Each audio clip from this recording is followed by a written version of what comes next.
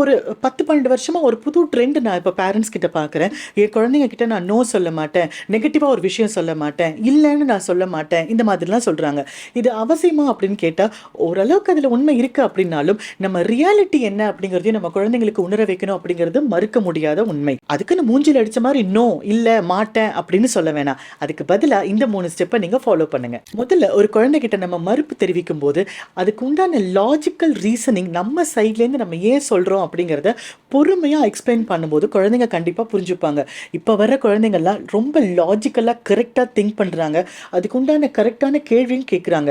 நீங்க யோசிச்சு பார்த்தீங்கன்னா, அவங்க கேட்குற கேள்விக்கு நம்ம கிட்ட ஒரு லாஜிக்கலான பதில் இல்ல நெறைய சமயத்துல அப்படிங்கிறது தான் உண்மை.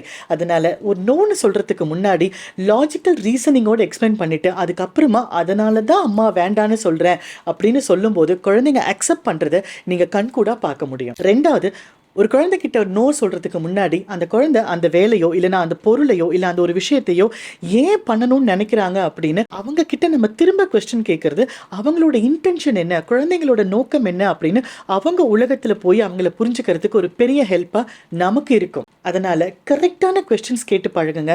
அப்பதான் அவங்க இன்டென்ஷன் நமக்கு புரியும். 3வது, எப்பவுமே குழந்தைகிட்ட இந்த மாதிரி நெகட்டிவ் ஸ்டேட்மெண்ட் சொல்லும்போதோ, இல்ல நோன்னு சொல்லும்போதோ, இல்ல ஹார்ஷான ஒரு லெசன் சொல்லும்போதோ, நம்ம கர்ட்டசி வேர்ட்ஸ் யூஸ் பண்ணும்போது, அது குழந்தைங்களுக்கு இன்னும் ரீச் ஆகும் அப்படிங்கிறதும் சைக்காலஜிக்கலி ப்ரூவன் தான். ஸோ நம்ம குழந்தைங்கிட்ட பேசும்போது, தங்கமே, செல்லக்குட்டி, என் வைரம் அப்படின்னு கடல் பண்ணி, குழந்தைங்கள நம்ம சொல்றதுக்கு கேட்குற அந்த ஒரு ஸ்டேட்டுக்கு கொண்டு வந்ததுக்கு அப்புறமா, நம்ம என்ன சொல்றோம் அப்படிங்கிறத நம்ம லாஜிக்கலா சொல்லும்போது, எக்ஸ்பிளைன் பண்ணும்போது, கண்டிப்பா குழந்தைங்க கேட்டுப்பாங்க.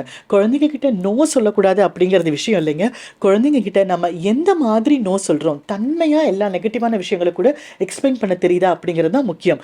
யோசிச்சு பாருங்க, பிராக்டிஸ் பண்ணுங்க. All the best.